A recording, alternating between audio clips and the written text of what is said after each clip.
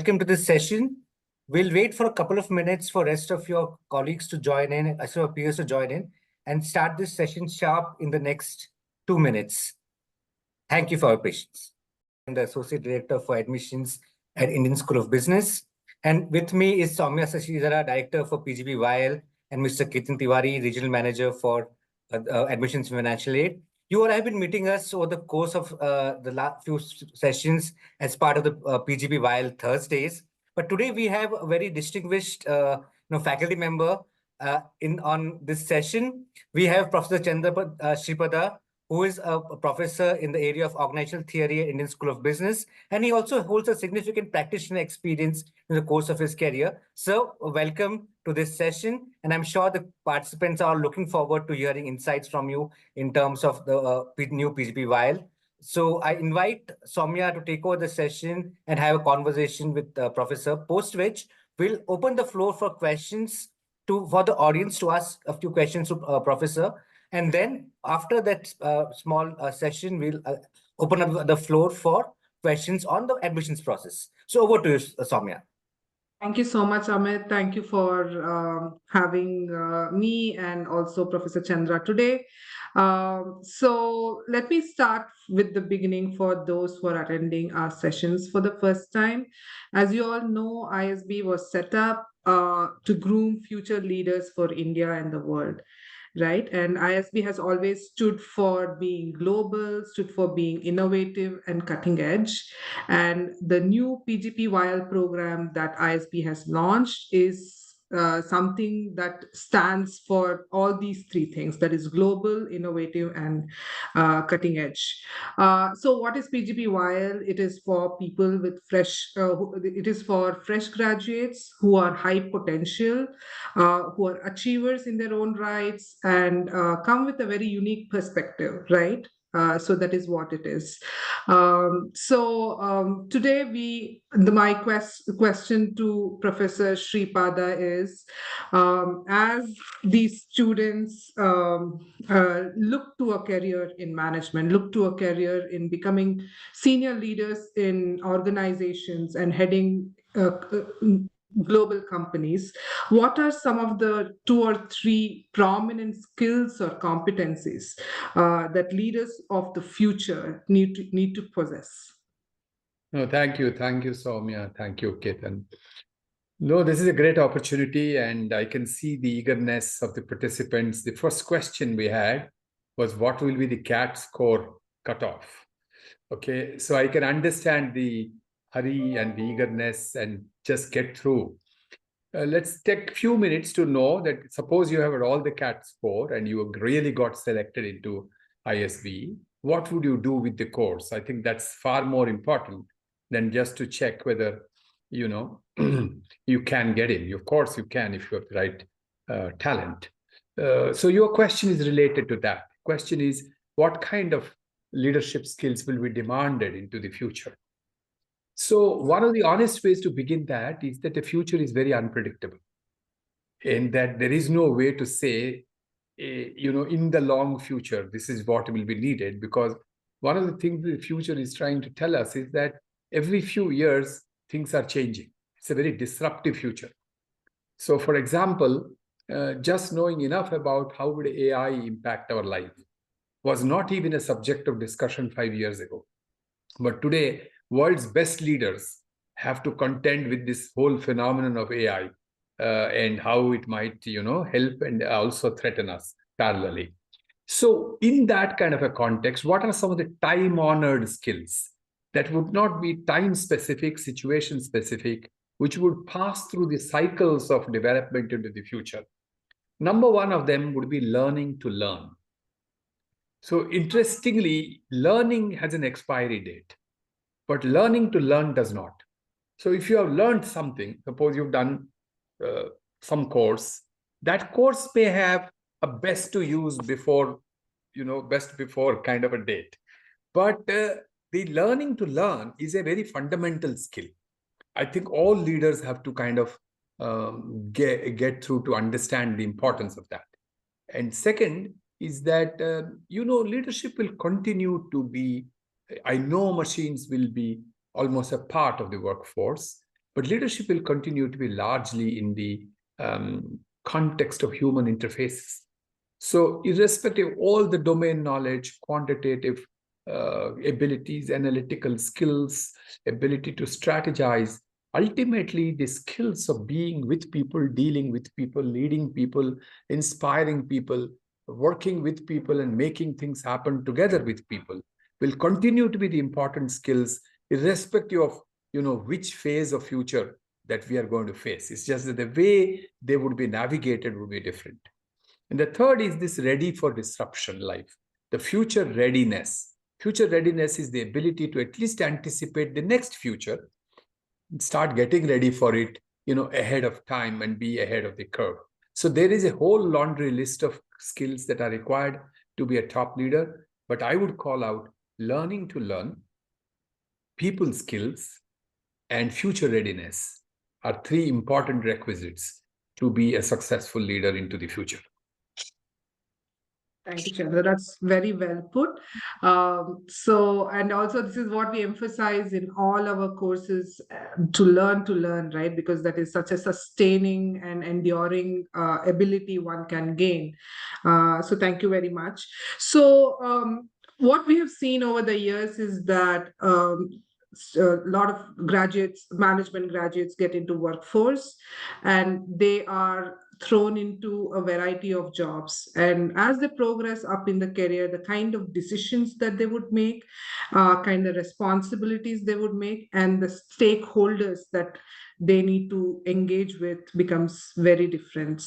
So how do you see this progression going on? And then obviously they are amongst a peer who are working with them, who are as competitive from the same school or from other comparable schools. So what are some of the traits that can make these individuals stand out early on as emerging leaders within an organization? No, I'm so glad you referred to this, because remember that all those who do PGP YL equivalent courses anywhere in the world, they are taught about things that CEOs and top business leaders and founders have to demonstrate, and deliberately, because education is an investment into the long future. It's not about solving tomorrow's problem. It's about getting ready for the day after. So in that spirit, we will teach a lot of things in strategy, in finance, in marketing, in technology, in competitiveness, in policy, in so many different dimensions that actually the leaders, the readiness of the students is towards the role of the CEO. But that's a journey. I mean, it would not be perhaps fair to assume that everyone would become a CEO in the next 2-3 years, particularly if you have started this course as a fresher or a person with very limited experience. In organizations of large size and kind, it'll take some time for you to reach that level. Therefore, what would be important is to see what do you do wherever you join in large organizations, unless you are joining even in a startup. What do you do in what is expected of you in the next 3 years? So what I'm trying to say is, let me kind of portray a picture, wear the lens of saying, what would be important in the next 3 years? So I would divide into two parts: the soft personality related part and the domain part, the hard part. Both are important. Let me call out the personality first. The first thing you will know that when people at the freshers and the less experienced students join the frontline ranks of the organizations, the thing on which they are judged, they are evaluated, and they are rewarded for is initiative, which is most companies will expect you to be proactive, to seize the opportunity, to work through a limited brief, but take the lead to make things happen in your own limited capacity, not wait only for instructions or not work only for only 2 instructions. So that ability to kind of see the job and seize the job in its totality is the first requirement, and I would call it initiative. And that comes with a fire in the belly, the desire to succeed, make an impact, and not wait for things to be told to you, but take the lead. So that will be one important quality by which you will be judged. The second thing will be about your ability to work with teams. I cannot overemphasize this because, see, let us be honest, our education and social systems are designed around rewarding individual excellence. Everyone wants to be top in the class. Everybody wants to be in the top quartile, and we reward as far as all entries are concerned up to you enter a place, whether a company or an exam or a class or anything. It is so competitive that only a few at the top make it. What that does is that through the process of preparing to reach there, all of us tend to be extremely competitive, individualistic, and aggressive. So we think that we succeed and others may or may not succeed. We don't care. But once you arrive in an organization, mark my words, nothing significant can happen in an organization unless 5 people, 10 people come together. Even this webinar couldn't have happened if 5 of you or 7 of you in ISB came together to make it happen. So no one individual, however bright he or she is, can do anything alone. So working with teams, working through teams, working along with teams, and carrying teams along with you, and you being willing to be carried by other teams, and understanding how to help others, and in a reciprocal manner, lead the workplace is the most important character trait, whatever you call it, quality, personality, dimension, that will shine through. If you are a loner, if you are a hero trying to draw all the attention to yourself, you can't share credit, and you want to be just seen as prima donna, mind you, companies would be pretty harsh with you because they reward teamwork. Now come to the domain skills. Obviously, domain skills are hygiene.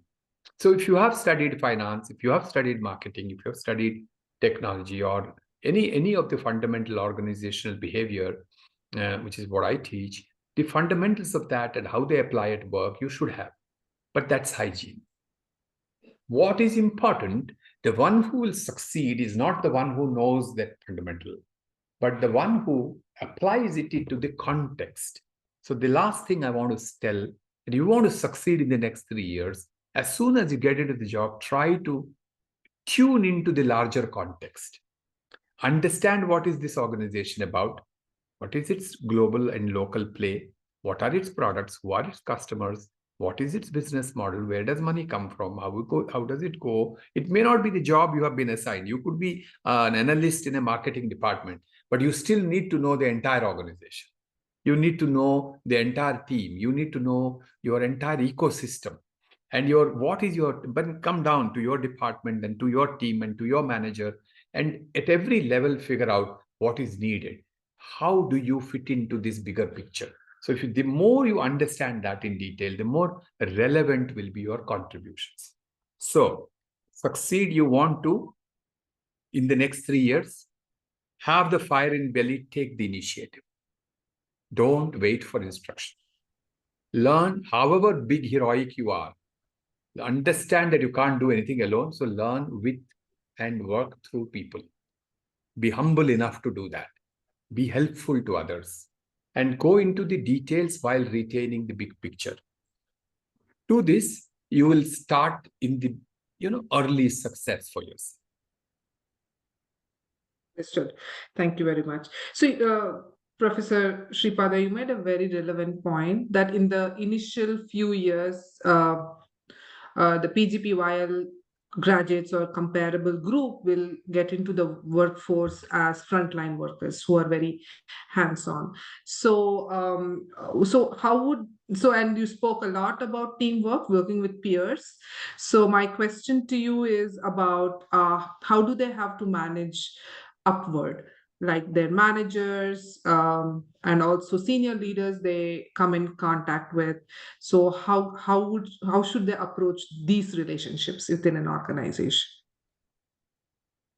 So you must know that In any organization, there'll be some form of a hierarchy. Right. There'll be somebody above you who will often, if he's very good or she's very good, he will not directly tell you, but he'll certainly set the guardrails and get some directions around, some vision for you and some purpose for you. It would be useful and pragmatic to understand that you just don't work for yourself, that you work for your boss. And there's nothing wrong in that, because the boss represents the organization and its interests. Otherwise, he or she could not have been the boss.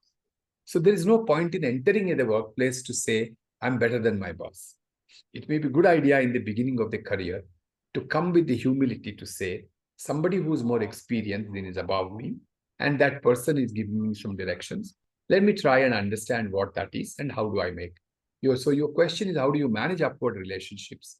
At least in my experience, whenever I thought my interests are aligned with my boss's interests and I make him successful, I have experienced success. Whenever I have said I'm here to meet my own success, whether it makes my boss successful or not, I have never been successful. It sounds a little odd for the youngster who's thinking, no, my God, I'm going to be, how can I have a boss? But the reality is someone who's more experienced will be around you. And it will be pragmatic to understand that unless you find a complete, situation where you are completely, your skills and talents are being killed, there is no need to protest. In the beginning, learn and figure out that how do you make your boss successful. Second thing is any success comes from hard work and credibility. So you don't have to do anything. If you are given a task or you are able to figure out a task, same things that I told you, initiative, proactivity. If you are constantly delivering on what was expected of you, believe me, your actions will speak for you. And bosses will come bending backwards towards you to say that, please, you are required. Because your credibility comes not from your knowledge, but from your execution. Everybody has knowledge these days, but who delivers is the person who will win the race. So bridge the knowledge, knowing, doing gap. Don't excel in knowing and weak in doing. Doing always trumps knowing. Execution always trumps strategy. So if you do execute well, to quality, to time, and understand the needs of the boss and align yourself quickly, you can always manage all upward relationships. Understood. The context and delivery, I think, seems to be like the keywords here. Yeah. Thank you very much. So coming closer to home, Professor, so what can aspirants expect out of PGP YL, a program that has undergone thorough discussion with the industry? We have taken inputs from recruiters. We have taken inputs not only about knowledge, but also attitude and aptitude of what they would expect, new age managers of today to exhibit in their organization. So what can we expect from PGP YL as a learning experience? No, it's a good question. You see, it took some time for ISB to open this new opportunity for the youngsters. So therefore, I know that all of you and many other leaders have spent more than a year and a half trying to craft this whole program very carefully with multiple stakeholder engagements and with the globally best designs and curricula of the world. So I'm very confident that this time what ISB will offer as a course for young leaders in PGP would be exceptional and distinct.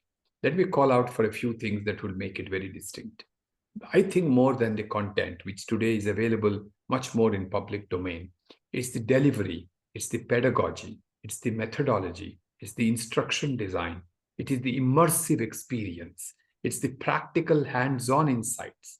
It's these kind of things that will distinguish the internships that you do, the industry exposure you get, the practitioners you meet, the real-world cases that you get to study and solve, the kind of advanced tools and technologies that you get to learn and learn with, the use of various modern technologies, including AI, generative AI, in the classroom, and a methodology where you don't sleep off in the classroom because some boring lecture is coming, but you are all the time engaged, involved, doing things together with the professor.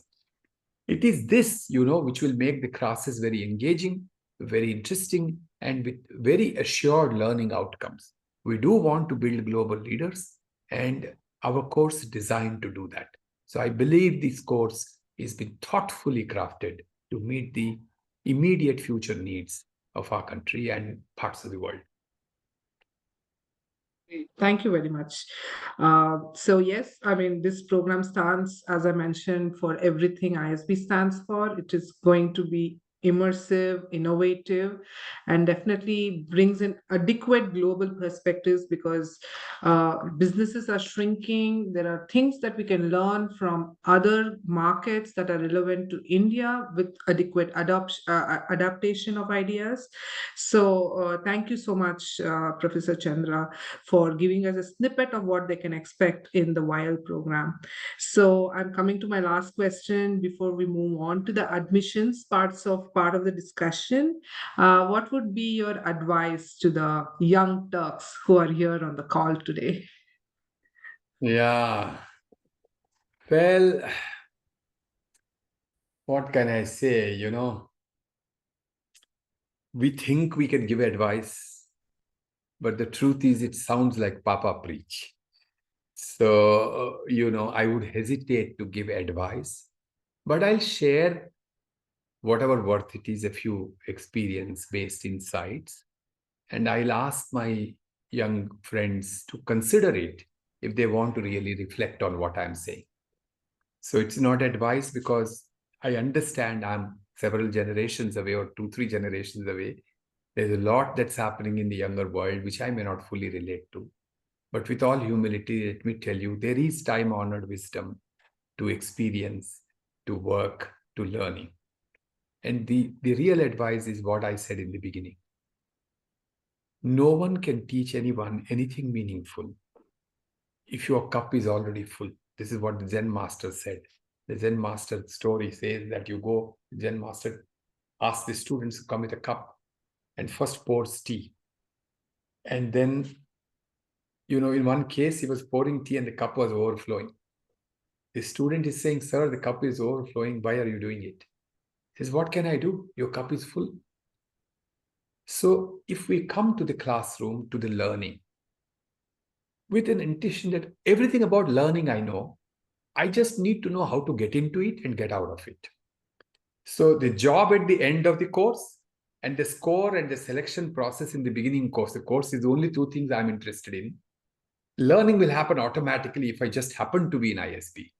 I think is not a very helpful mindset to come in. If getting into ISB is difficult and getting a great job is competitive, then staying and succeeding in ISB and learning seriously is equally important. So all the rigor that is required to study the cases, solve the problems, and work 16, 18 hours a day, the discipline, the concentration, the focus, the teamwork, the attention, and the desire to learn, I think is the prerequisite. Otherwise, a golden opportunity in life. We don't go to school, college, and such wonderful courses several times in life.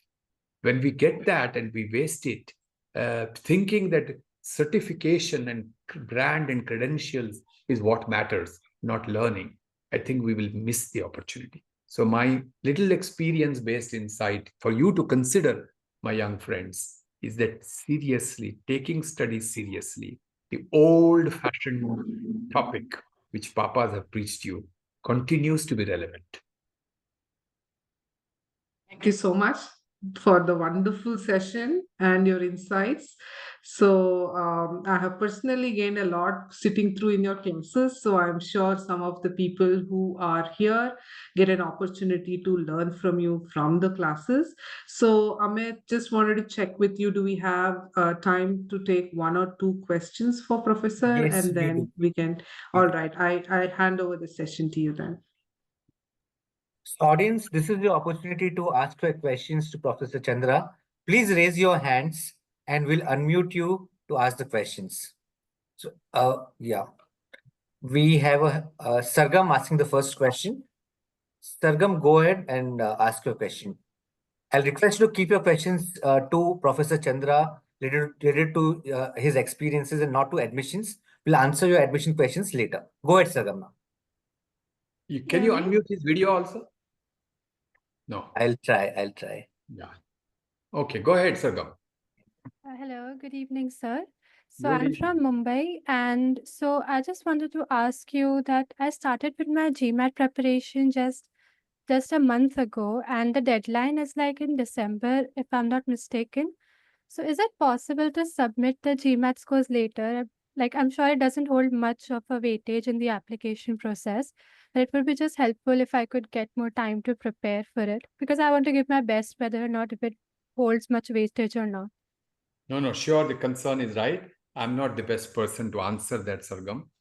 And so Sure. I leave it to hold on to that question. We have the way we have conceived this webinar, we somehow thought that some of the subject matter issues that I talked about, what is leadership, how to study, what will be the course, are also of some importance to all of you. Maybe we mistook that, but if those matters are there questions on that, I'm happy to handle.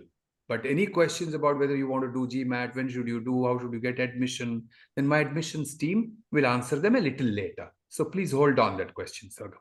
Sargam will answer Sure. that question shortly, but I'll move on to Sahil to ask a question to Professor Chandra. Again, I'll reiterate, admissions related questions we'll answer. We'll have enough time for that. We have more than an hour to talk about. So Sahil, go ahead and ask a question to Professor Chandra. How do we broaden our thinking and learn from our peers as well? And how do we take ideas from others? No, in this very question you asked, you're already showing the early signs of doing it. So I'm happy, Sahil, that you at least understand the value of learning from peers and learning from ideas from others. Now, that's a good start point. To build on, I'll give you two little pointers. What holds us back? Why do we not learn from peers? Number one, we don't think they're smart enough. We honestly often think that we are smart and no one else is as smart as us. So we also have what's called confirmation bias. So we only like people who are like us, who tell us things that we already know or are in what we call our vibes and our wavelength. The more you deal with people whom you like, the less you will hear anything new. And if you don't hear anything new, you'll learn nothing new.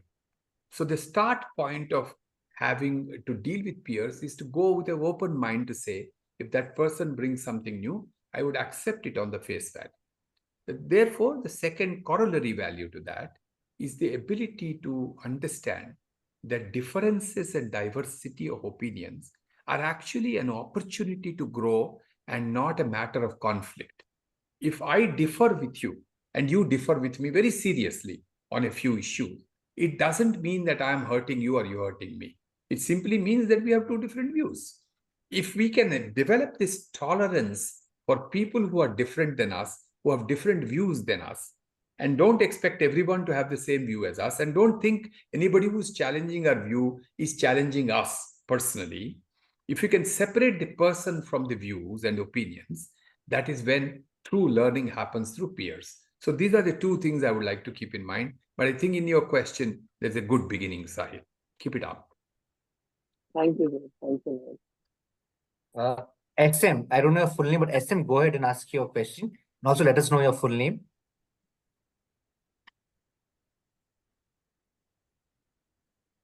Hi.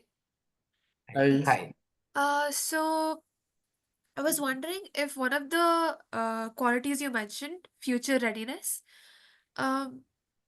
is this a quality that we're expected to innately have, or is something we can pick up when you teach courses? No quality is innate. Nothing is innate. Human beings are born like a blank slate. We knew nothing. We learn everything. Future readiness of all the things has to be learned by constantly decoding, anticipating, reading extensively, watching, observing, carefully understanding how situations are evolving, and ahead of time preparing for them. So this is something you can very much learn, and some of it will come to you because you will watch some peers, you will watch some great teaching and material in classes. And in the cohort that you will be, that entire experience of education in premier educational institutions like ISB will partly help you get future ready. Okay, thank you. Thank you, sir. Yeah. Manav Sharma, you can go ahead and ask your question. Right, so am I audible? Yes, You ma'am. are. Perfect. So you mentioned along the lines of how learning is core and how, we should consider like what people learn out of a program before considering it. So that's what my sort of question is in tangent with. So I wanted to know what core concepts we can like look forward to learning at the program, because I was going through the website and unfortunately I couldn't find a lot of, let's say, core subjects or specializations we could focus on, maybe like the course structure. So if you could touch upon that, I would be really, really grateful. Thank you. Have we put that out, our core curriculum yet? Probably not. So obviously, curriculum itself is something that we can probably get you some headlines, not the detail, because that is the intellectual property of any school, for that matter. So please understand, a school is differentiated by curriculum. So most of the time, the curriculum takes some time for you to get to you. But your question is relevant. So one thing be sure, that on all the core subjects, our course is divided into three parts. One is the core areas like finance, marketing, strategy, etc., that you need to learn. So you would learn them. The other is a large number of electives that you would learn, a large number of specializations that you want to do. And the third is a lot of application-oriented courses, which are largely done in collaboration with industry and practitioners. So because there are three segments to our learning, you will get a holistic understanding of the fundamentals of management science. Then you will be able to specialize in areas that you want to specialize, let's say a fintech or something like that. And then you will be able to see how is it applied in the real world. So when all the three come together, you get a more holistic understanding of our curriculum and your own development. That's the headline I can give you. More details will follow. Right. If possible, can I ask a follow-up question to that? Yeah, please. Right. So I wanted to ask if the pedagogy would be more inclined towards like practical learning as opposed to just classroom-based learning, because that's something I'm personally looking forward to a lot. It is absolutely designed for that. So that is going to be the differentiator of this course.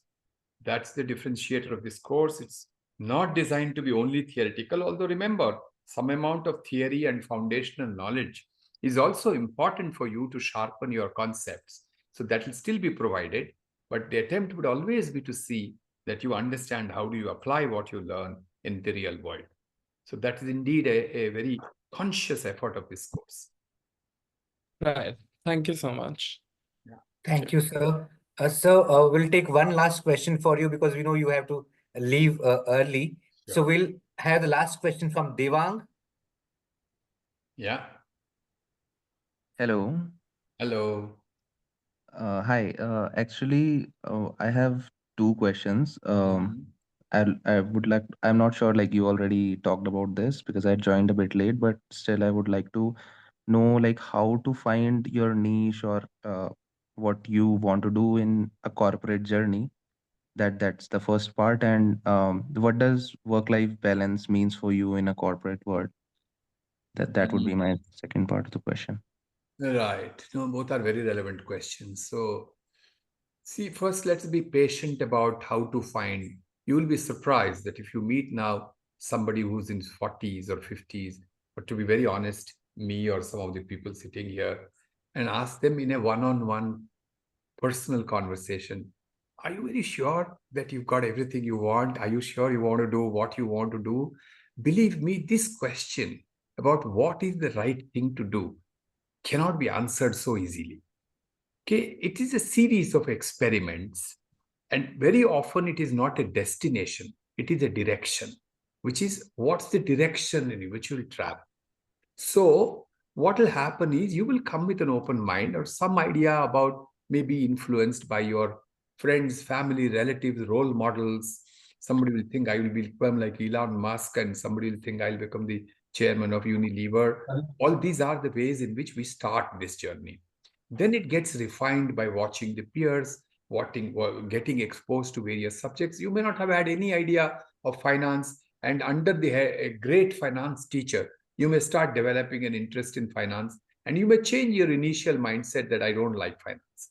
Or the other way around, that you are very keen on finance, and you may come and get exposed to something you didn't know about marketing, or for that matter, of organizational behavior, which I teach. You may start getting very interested in that. So my advice to you is, do not attempt to get a quick fix solution to what you want to do. Use the roughly 2-year time, and in around that time to start, we will give you enough tools. There will be career advisory service available to you. There would be people, counseling will be available to you.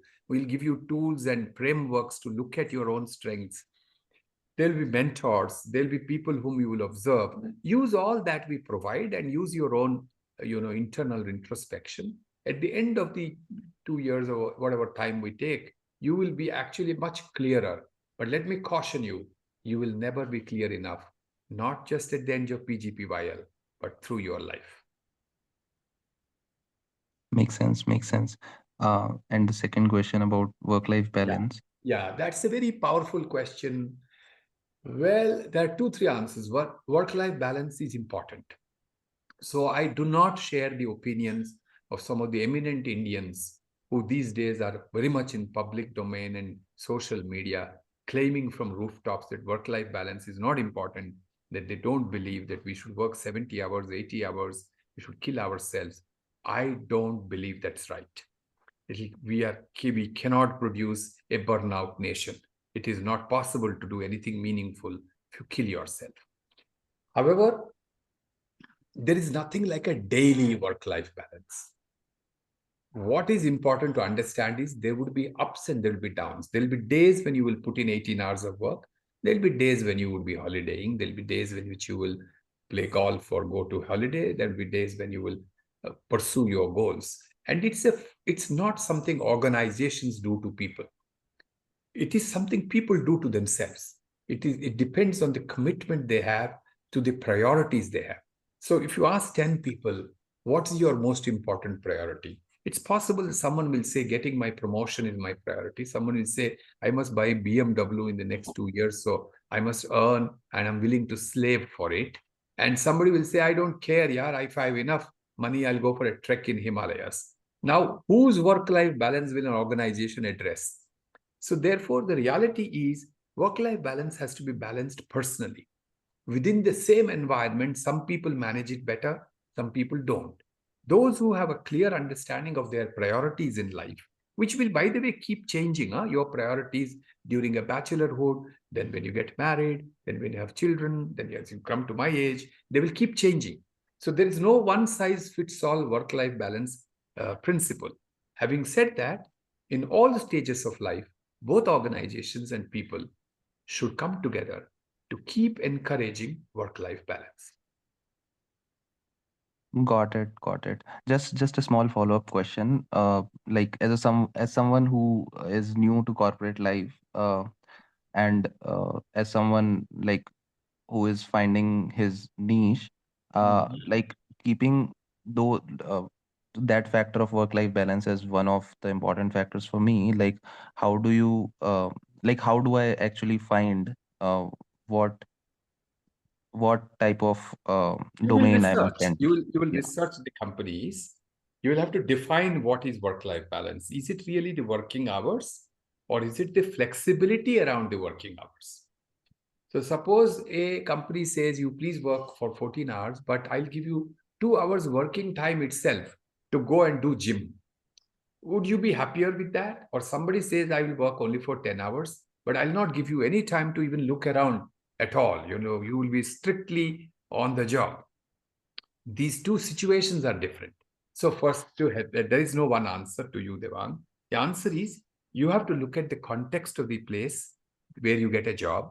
You will have to look at the role and its requirements. You will have to look at the culture and the management practices of that place. And that will give you enough clues whether you have to look at clearly your own idea of what is work-life balance. Once that happens, you will find a match and then you will get some clarity. Don't expect everything to fall in place. Through a series of iterative experiments, you will figure out that. That's what will happen. Got it. Thanks a lot. Hopefully, companies will also be transparent on these points. Yeah, they Thanks a are lot, sir. to the extent possible, but companies are not any one individual, no. So that's why they can be only so much. Anyway, good. I think Sahil had already asked a question. So if you want to pass on this question to one more person, I'm happy. But after that, I'll leave. So we'll take then one last question. Vedika, you can ask your question. Good. Yes, thank you, sir.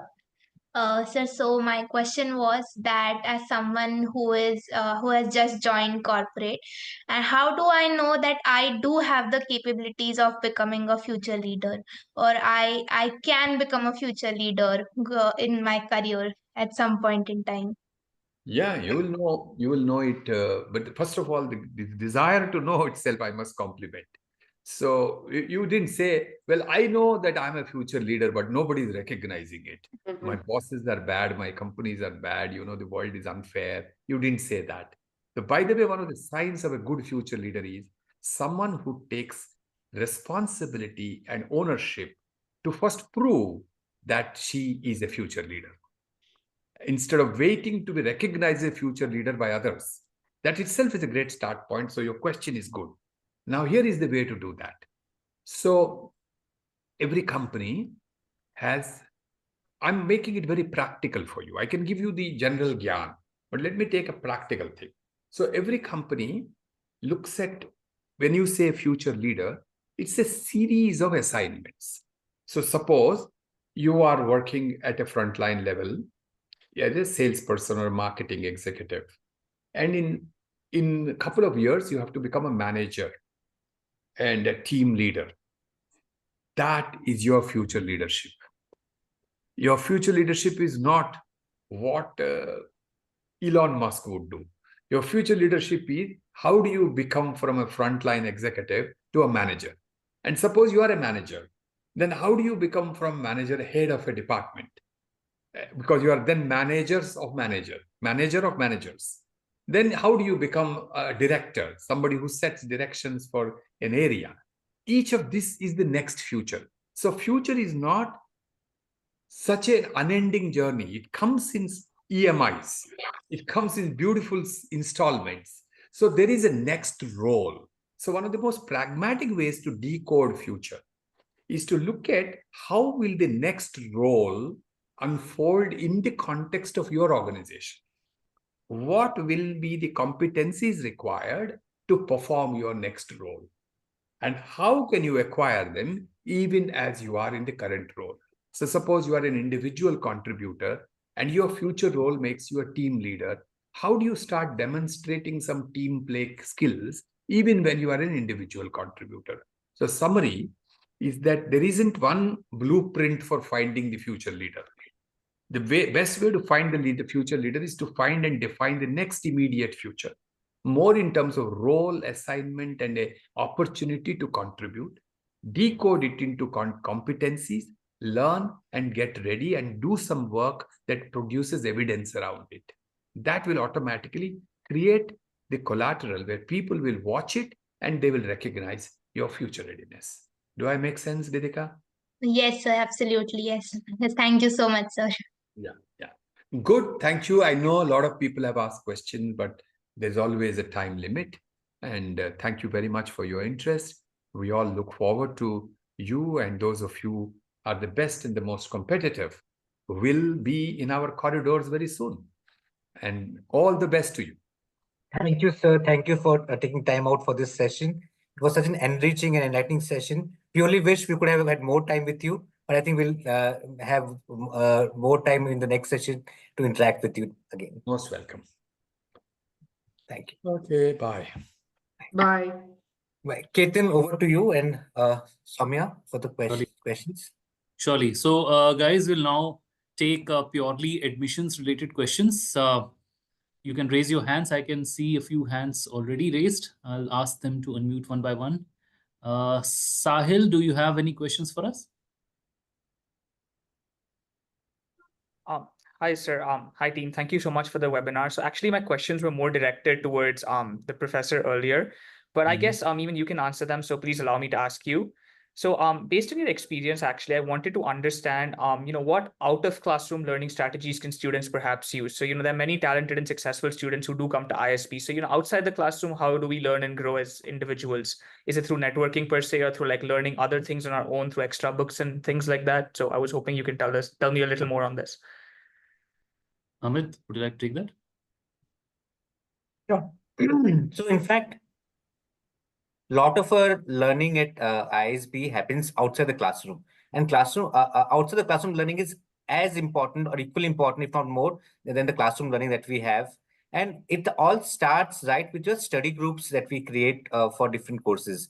For each of the different courses, you'll have different study groups, 4 or 5 people who will work on together in the classroom on projects, assignments, and so on and so forth. And these 4 or 5 people are from different backgrounds, so they're carefully made study groups. Somebody is from let's say a finance background, somebody could be from the armed forces, somebody is an engineer, somebody is from the arts and sciences. So what this does is, in each of the different courses that you are exposed to in the curriculum, be it the YL or where you'll be exposed to the core courses or the PGP courses, you will have different people will have different expertises.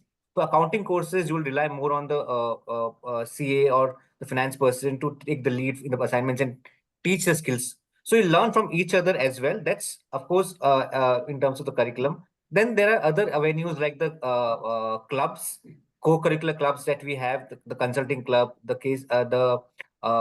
finance club, marketing clubs, and so on and so forth.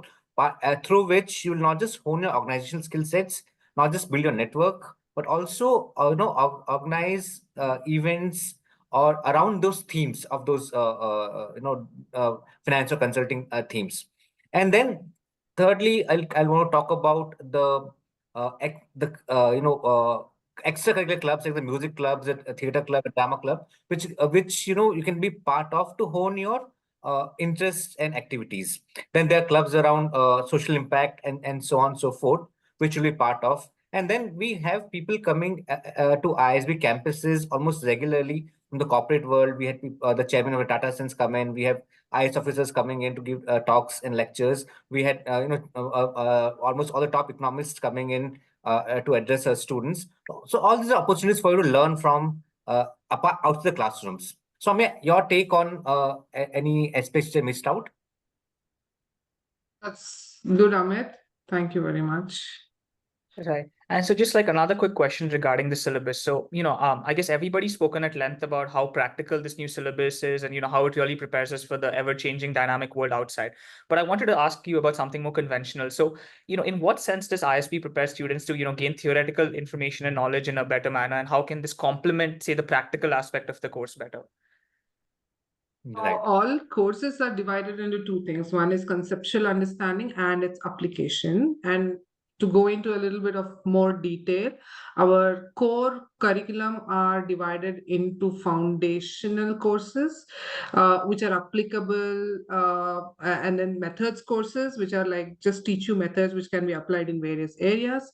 And then there are functional courses, and then there are like organizational behavior courses. So all these courses will follow the rhythm of understanding the concept and applying it to a scenario for decision making. So ultimately, management is about how well you evaluate your option and take a decision given the set of information, maybe perfect or imperfect.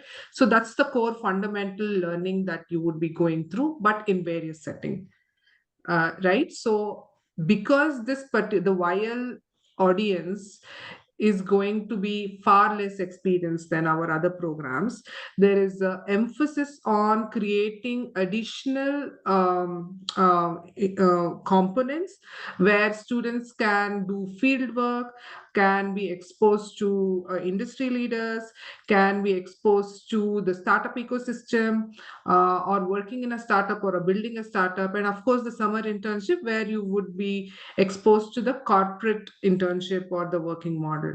So that's where it is. So this is not either or, it is a combination of everything with a special emphasis on practical work, because the YL students will have much lesser experience coming into the class. I hope I answered your question.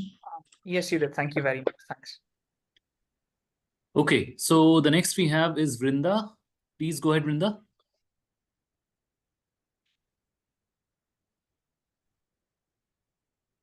Yes, sir. Can you hear me?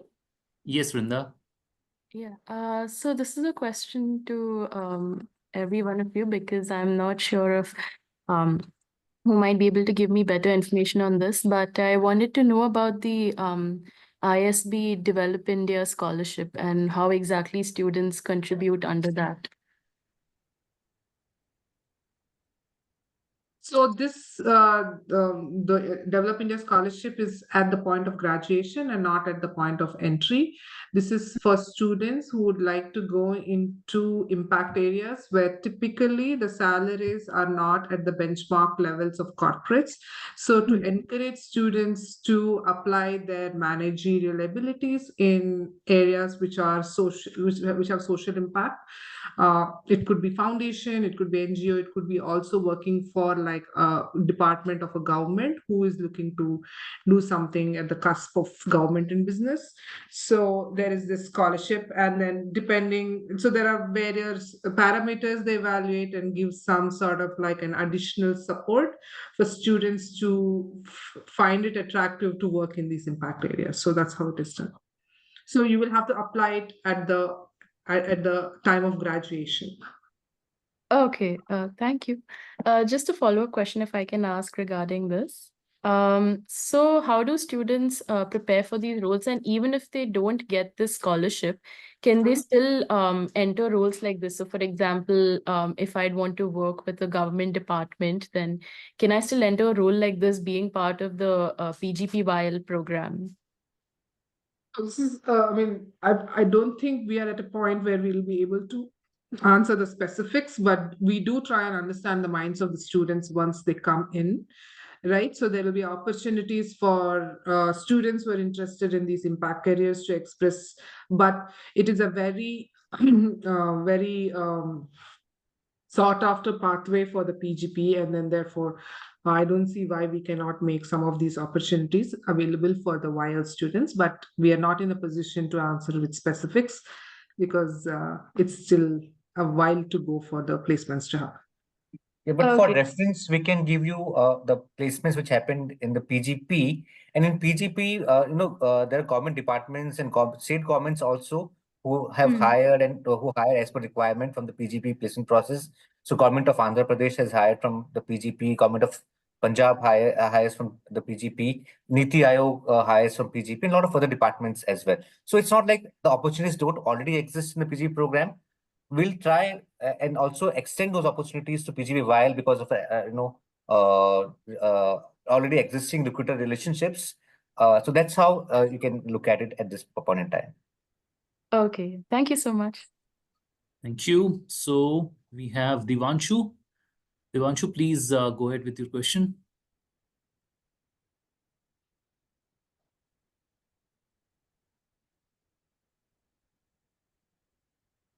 Divanshu, are you there? Okay, so probably we'll go to the next candidate here. Rachel, do you have any questions for us? I'm asking you to unmute yourself and ask your question. Can you hear Rachel, me? we can't. Yes, please go ahead. Okay. Thank you, sir. So my question is about the LOR. So can the LOR be submitted after the 15th or before? Okay, so ideally your LOR should come on the date of the deadline, that is 15th, right? So you should trigger the link to the recommender as soon as possible. Let's say if you're filling the application form, there is a recommender section, just fill the details of the recommender and trigger it today. Ideal scenario is it should come on the date of the deadline. We will see if it doesn't come on 15th. You might get some kind of extra 1 or 2 days, but that is a case-to-case basis thing. So try and get it by the date of the deadline. Okay, sir. Thank you. You. Okay, we have Shubhangi. Please go ahead with your question, Shubhangi. Good evening, sir. Good evening, ma'am. I hope I'm audible. Yes, very much. Thank you so much for such an insightful session. I just wanted to ask that will the PGP YL course cover the specialization of business analytics along with financial and marketing? Okay. Sowmya, I'm sure it'll cover, isn't it? Sorry, can you repeat that? So she says, can you repeat your question? Yeah, sure, sir. Yes. Ma'am, I just wanted to ask that will the PGP YL course cover the specialization of business analytics? So answer with a twist, we will not cover it separately. It is integrated into each and every course into the that we are curriculum. teaching.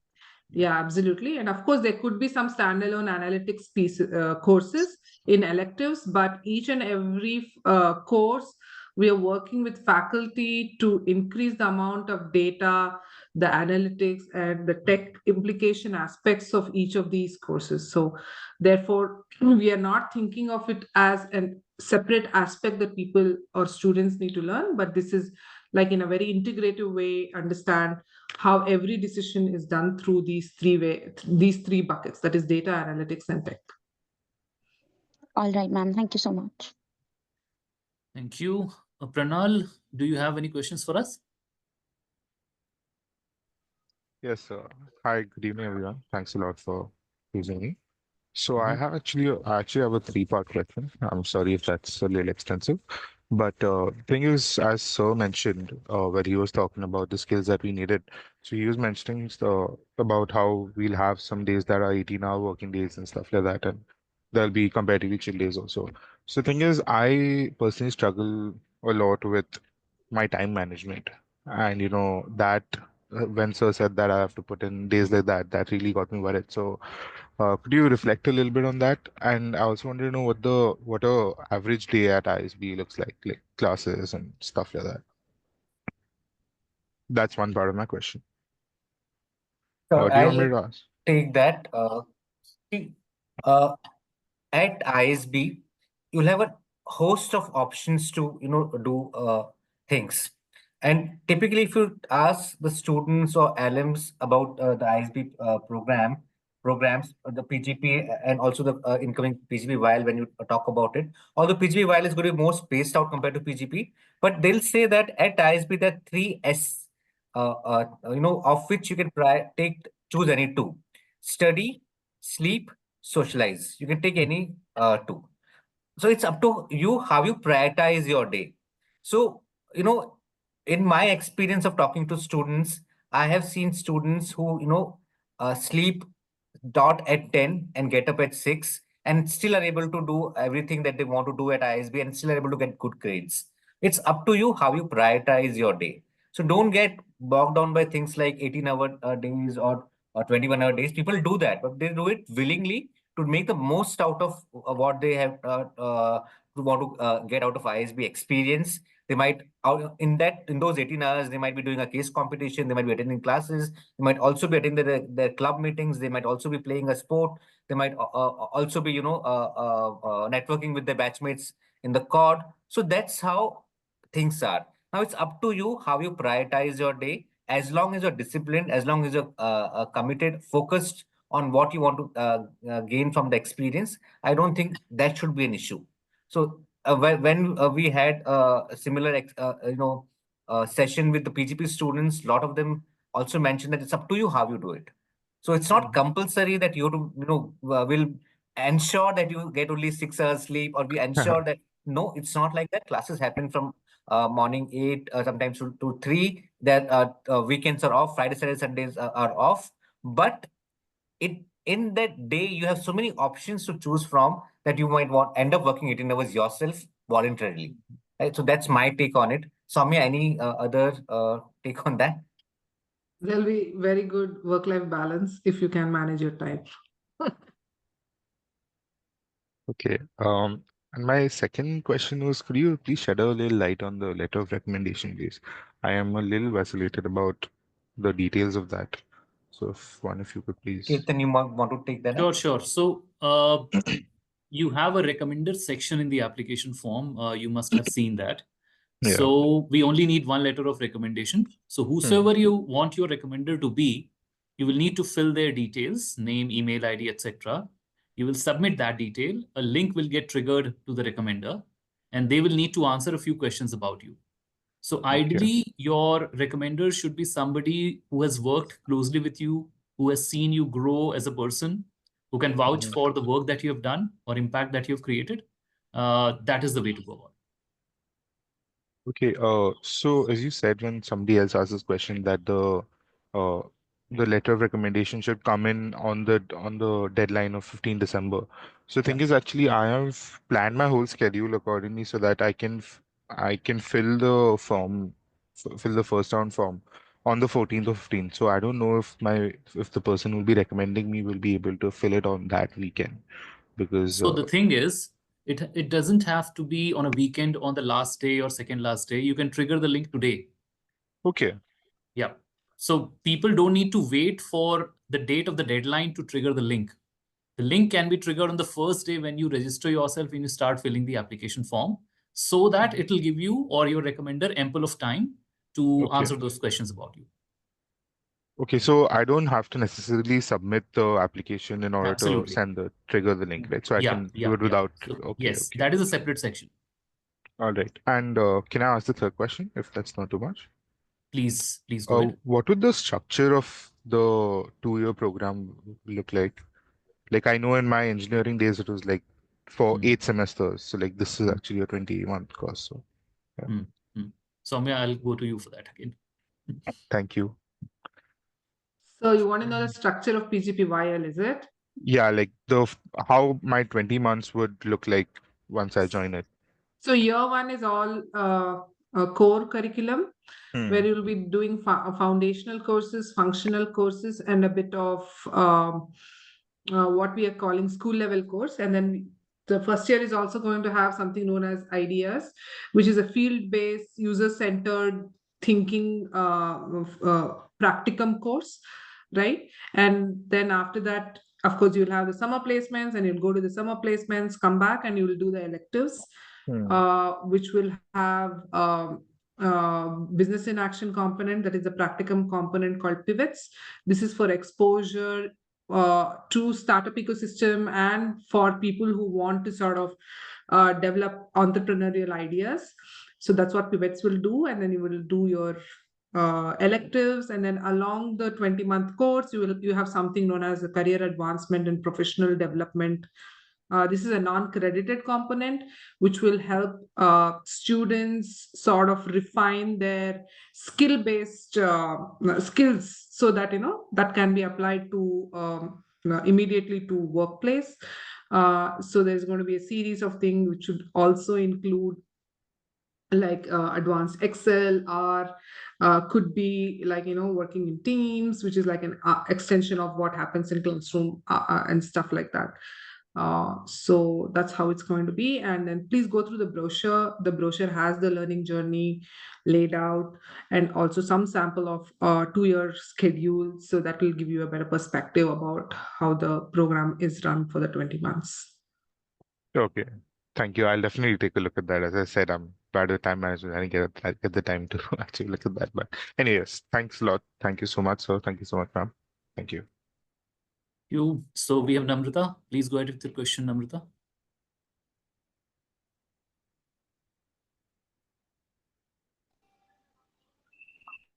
Hello. Am I audible, sir?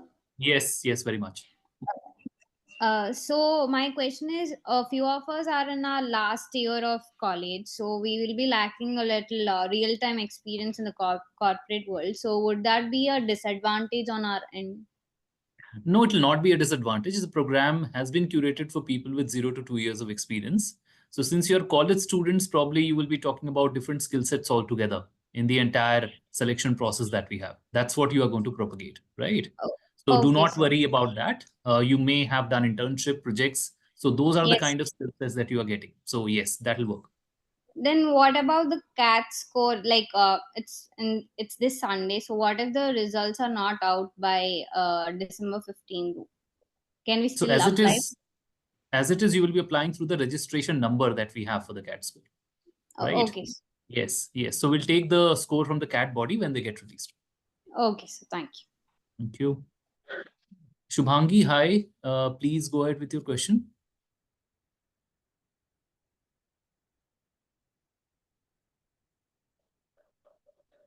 Shubhangi, are you able to unmute yourself and ask it? I'm Yeah. so sorry, I was speaking Yeah. on.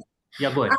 Hi, sir. Thanks a lot. So, sir, my question is, I have just typed it as well that since we have the previous year statistics for the other programs, that what's the GMAT, maybe the minimum score that's required, but we do not have any data since it's a new program. So, can you please shed some light on what's the target score that we should look for the GMAT? Okay, Shubhangi. So even for the other program, that is the PGP, I guess you were talking about, we don't have a minimum score or cutoff score as such. Yeah. So even for GMAT, we have historical data, let's say from last year, the range was 620 to 780 with a average of around 710, right? 620 to 780 with an average of 710, which is equivalent to a 655 in GMAT focus, right? For GRE, it was 317 to 339 with an average of 329 something. So, and these ranges also are malleable. They keep on changing every year. So even for this program, we will not have a cutoff as such, right? All right, so that answers my question. And so one more question is related to the application. So let's say that if I have completed the rest of the application, can I submit my GMAT score on the day of the deadline? Absolutely, you can. Even people can sit for a GMAT examination on the date of the deadline and submit the application with an unofficial score. Okay, thanks. Thanks a lot, sir. Thank you. Hi, Soham. Any questions for us? Hello, am I audible? Yes, loud and clear, Soham. Yeah, so I was just in the process of drafting my third essay that talks about my long-term and medium-term career plan. And I actually want to, pivot from data towards marketing. And I want to highlight how courses at ISB can help me bridge that gap. So now the PGP while hasn't released like proper, courses and professors that are taking those courses. So I sort of mention the courses and the professors, that teach at the PGP program for my reference. For example, now if I talk about marketing, I mentioned the course Marketing Management by Professor Siddharth Singh and Marketing Strategy by Professor S. Arunachalam. So since the PGP while doesn't have a course list, is it like a viable strategy to use this, or shall I scrap it? Okay, so there is no harm in mentioning that because you're only referring to the data which is available to you. We will have marketing anyway, right? So you are not at any sort of disadvantage, right? I'll leave it to Sowmya for explaining it even further. No, what I was saying is like marketing is one of the dominant career pathways we expect for the students. Of course, there are others, consulting, finance, particularly marketing, and of course, tech-based like product management, technology management, e-commerce. So these are the prominent career pathways. So marketing is definitely a very first, it is a core skill for any business manager. And two, since this is one of the prominent career pathways that we expect, there is going to be a good emphasis of marketing in the program. Yeah, thanks for that. But again, my question was just, if mentioning courses from the PGP won't like hamper my application, right? No. In what context do you want to mention PGP courses? I don't see how that is going to add value to your resume, I mean, your application. Just when I, mention skills that I want to gain from ISB to achieve my short-term and long-term plans. So in that context, so I can say that, Sure, go hey, ahead. these courses You can, yeah. Help me get those skills. Absolutely. From that, that's fine. No problem. I don't see Alright. that having a negative impact. All right. Thanks a lot. Thank you. Thank you. Keshav, hi. Go ahead with your question, please. Hey, hi. Hi, Keshav. Keshav, can't hear you. Can you be a bit louder, please? Am I audible now? Yes, very much. Yeah. So my question is specifically for the reapplicants. I wanted to have this clarity if there is any positive or negative bias for the reapplicants by the admissions team, or it's going to be neutral and just like any other candidate. So there's no difference between a reapplicant and a fresh applicant. It's just that if you are a reapplicant, we just want to understand how your application got better or your profile overall got better from the last time that you applied.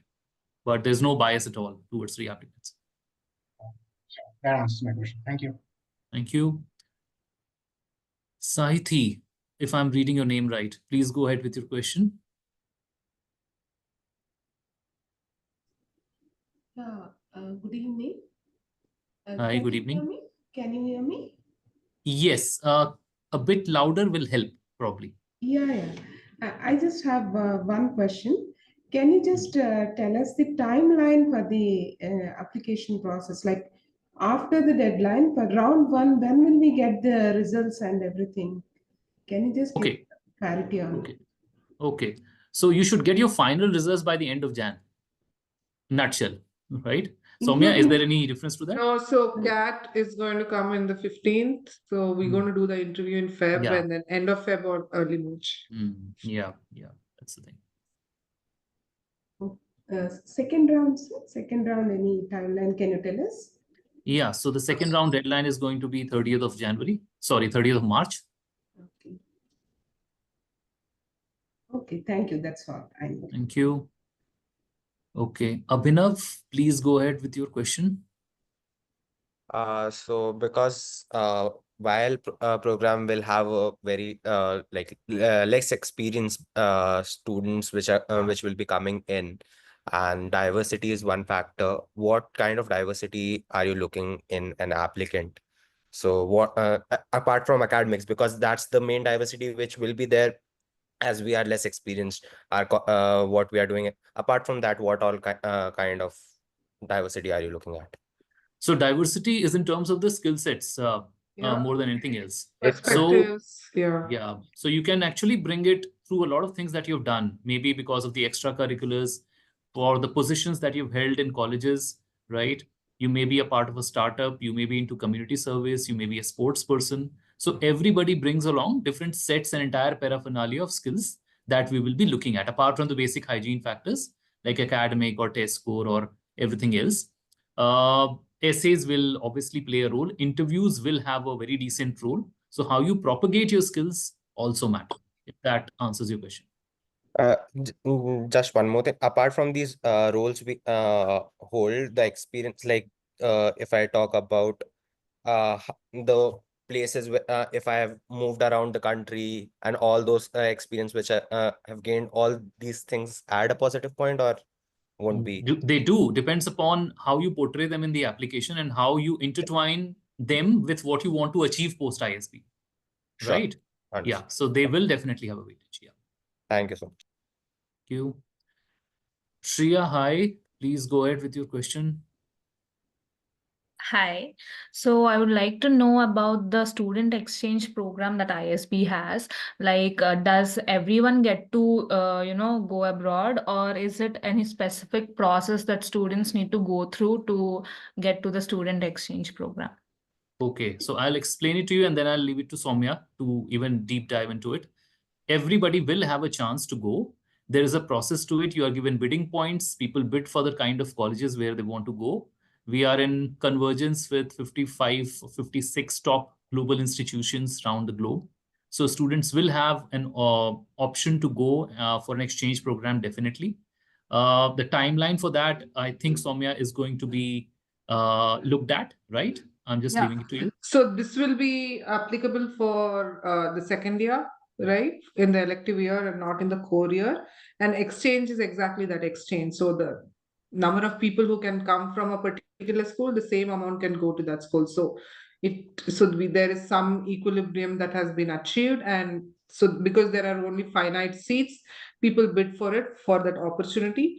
What we are trying to do with with YL is that expand the pool of schools or the seats as much as possible. But there's a good year and a half runway for us to do that, and then hopefully we'll have some good And one good more opportunities. question, Yeah. ma'am. So, Yeah. and what would be the duration of the exchange program? Like, is it for the whole second year or a semester in the second year? So it's a semester or something, a few credits you need to take there, which we will recognize as credits that are fine for fulfilling the graduating requirement at the home school, which is ISB. So it won't be for the complete 1 year. That's not how it's done. It's generally semester to semester or term to term, as the case may be. Yeah, thank you. Yeah. Hi, Sahil. Any questions for us? Yes, sir. What is the first thing that that ISB looks at in an application? If I heard your question right, you're asking what is the first thing that ISB looks at into an application? Yes. A lighter a lot of note, things. it's the name. That's the first information that anybody fills in. Yeah. So look, as I told you, I think answered the question. So it's a complete list of things that we look at. You obviously need to have a bachelor's degree when you come to the class. You need to have a test score. You need to have academics that you upload in the application form and the various skills that you showcase through different sections of the application. We also look at how you communicate, how you rationalize your answer. Are you a problem solver through the entire rigorous process of admission that we have? This is what we are looking at in a nutshell. I think online session is not, sufficient for me to explain the entire thing in detail, but should give you some kind of an idea. Yes. Thank you so much. Okay. Hey, Parth, please go ahead. Hi, good evening. Hi, Thank you so much for the insightful session. I've been following those sessions for a pretty while now. Actually, I wanted to ask when I clear the initial process of application shortlisting and I get to an interview, at that time, would I be kept in a pool of people? Suppose if I have an experience of 1.5 years now, so will I be kept in a pool of people competing with me who have similar kind of tenure as an experience, or will I means what would be the pooling done in an interview process, or would that be based on my academics? Like if I have completed engineering, then would I be placed in accordance to that, or what is it? If you could shed some light on this. So there is no polling part. I mean, it's just that where do you stay? Which city? I stay in Pune now. Okay, so let's say if you have an interview in Mumbai, then all the students who are invited for an interview from their joining areas will come to Mumbai. There is no Right. pooling at all. People will be having different profiles altogether. And No, I'm asking from the means from the back end. When we give our interviews, would be yes. There's no pooling. There is no quota for engineers. There's no quota for medical. If That's that is what what you're yes. asking, no, there is Yeah. no. So everybody. So what I mean, if you have heard other sessions, Amit and Ketan would have explained that we have a comprehensive, holistic approach to evaluation. So there are different parameters we look in the application, and there is something known as a pre-interview score, which is brought in. So Yes. that basically gives us the merit list to invite people to the interview, right? Okay. So there is no pooling, there is no quota and things like that for categories. Yeah. Thank you so much, and kudos to you for arranging those sessions. Thank you. Welcome. Hope it helps. Yes. Okay, Meghna, hi. Please go ahead.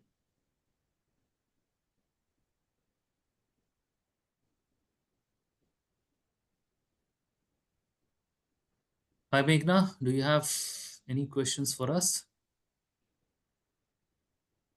Okay, probably we've lost Meghna here. Matrick, do you have any questions for us?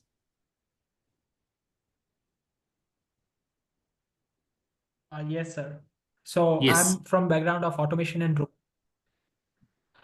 and my medium to long term goal is to venture into this industry only. And currently, my experience is also into the PGP YL program. What are the certain things, certain list which I could be having in such a way that yeah, after the completion of the program, I could make something very good out of this. Plus, I could cater the same industry in a management position, of course, and it would substantially help me in building my own venture. It could be maybe pivot as well. And if it is so, then could you just like give me some additional details or something else as well, if there's anything? So, Matrick, I missed the first part of your question for the first few seconds. I think you were not audible. You coming from which industry? Automation and robotics industry. Okay. Yes. So my goal is to cater to the same industry, and I want to start my own venture few years down the line. After I gain, currently I'm into a technical role, and I've I'm started from my internship, and currently I'm also doing great in the technical aspect. But now my goal is to cater to this the similar industry on a managerial position, okay, such that I have proper connections. I have the strategies for how to go into this industry, and then I want to replicate all of the knowledge to my own venture. So what things I can I do? think, Yeah. sure, got your questions. I think you have all the opportunities to do that. Of course, you will be given the nuances of management. You will be learning business. You will be learning finance, economics, data. Obviously, all those things combined into one, along with the things which are required for you if you want to pivot and do your own business later. So you can submit your ideas. They will be nurtured. They will be taken to the culmination stage of actually setting up a company, right? You can get some kind of funding also, you never know, to sustain that business for a particular period of time. That can also happen. So it's an entire paraphernalia of things. The connects that you develop, of course, are going to be of great advantage at ISB. We also have faculties from industry, right? So they bring about their huge industry experience, which obviously will percolate into the kind of thing that you want to do. So opportunities galore. I hope that solves your query. Yeah, I just wanted to hear something similar. And thanks. One more question I have. Uh, in the pivot, is it like we have to present our ideas and then we'll be nurtured, or there's something totally different? Sowmya, any Sorry, details? I didn't hear that. What He nurture? wants to understand about pivot. He has to come up with his own ideas, or Sure. he works on a different idea. Sure. No, so there are two ways of looking at pivot. One, we will also make an opportunity for people to experience working in a startup. And second, those who have an idea and want to develop it or collaborate with someone who have an idea, that is possible. It is typically a group activity, not an individual contributor kind of events. Yeah, and in my application, should I be showcasing about the startup where I have worked in a management position as well? Like I did it part-time and remote. Surely. See, the fact that you work part-time and remote doesn't matter, but I think what really matters is whatever your learnings and Correct. how it has changed your perspectives or your understanding of, let's say, market you're working in. So those kind of things are important than the very fact of have worked in a startup. Okay, so please keep that in mind when you're writing your essays, when you're responding to questions, if and when you get shortlisted for an interview. These are the Okay. things. Yeah. Thank you so much. That was so much of insightful. Thank you.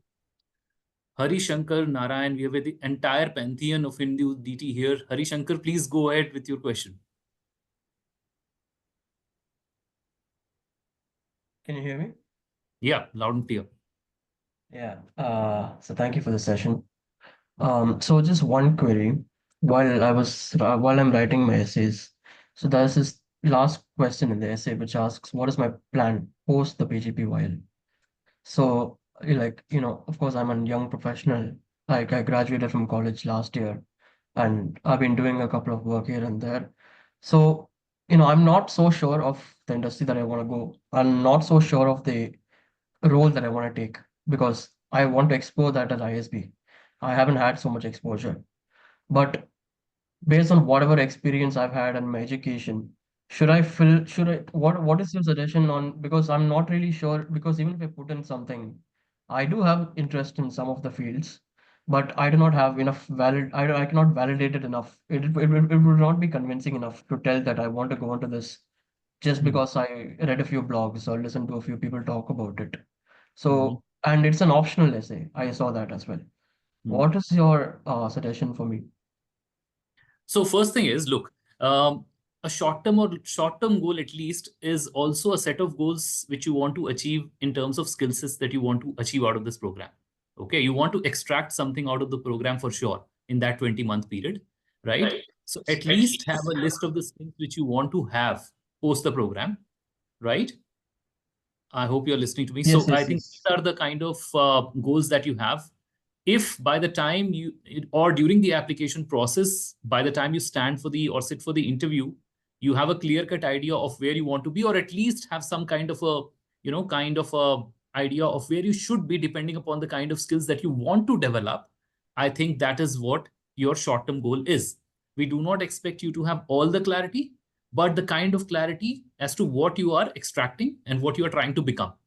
If that amount of clarity comes to you, I think you will work your way with it. Okay, thank you so much. And also just one question pertaining to the same query. So let's assume that like I write about a path which is quite sought after by many applicants. And so I come from an economics background in college. And I have some experiences. I can quote in some amount of diversity to show that I'm a unique applicant and all that. So when the admissions panel is looking at the essays, what is it that would make them convinced that I would be a diverse applicant, not just because of my education or some of the experiences, but also would it be considered diverse if I'm choosing a career path not which is not so sought after, or maybe not something that many people prefer for a PGP post PGP YL career? Is that also how one person would? Is that also how you would be considered a person to be diverse? So first of all, I'll give you an advice. Don't run after diversity or the propagation of diversity in your application. It's the quality that you're bringing coming from any background, right? So get that thing out of your mind that you have to necessarily portray diversity, even if it is not coming out in some way or the other. We are trying to understand what you are bringing with your background and where you want to be. These are two basic things that will put you in good stead, right? Also, if you are looking to work in a particular industry or function, as you said, which is not very sought after, it depends. I mean, we don't have any abhorrence towards that. You will try and link it with the kind of skills that you have or you're going to have, right? So try and intertwine those skills through where you want to be. So don't just try and showcase something in your application just for the sake of it if you're not very convinced. We will seek diversity. We'll look for diversity in your application. Definitely write that, right? But do not write anything which is out of your comfort zone. That's what I would say. Sure. Okay, great. Thank you so much. And thank you for the sessions. I've been following the sessions for quite a while now. It's I the hope third they or are fourth helpful. session I'm attending. Awesome. Awesome. Great. Sowmya, it's already 8:30. Unfortunately, we have reached the end of it. So people, if you have any more questions, and I'm sure you have many, you can connect with us on LinkedIn. You can also write to us at pgpyl@isb.edu, and we'll try and answer as many questions and queries that you people might have. It was Also a wonderful attend, session. yeah, and also attend next week's session if you need. Absolutely. It's going to be on tech and innovation. Both we will be talking about the curriculum, how it's going to incorporate tech and innovation, and also how faculty are using it within their classroom in terms of methodology of teaching. Ketan, over to you. Yeah, good. Good people, thank you for attending this session, listening to us patiently. See you next week on a different topic altogether. Bye-bye, Sowmya. Thank you for Bye, insight. bye. Bye, Bye. Ketan. Bye.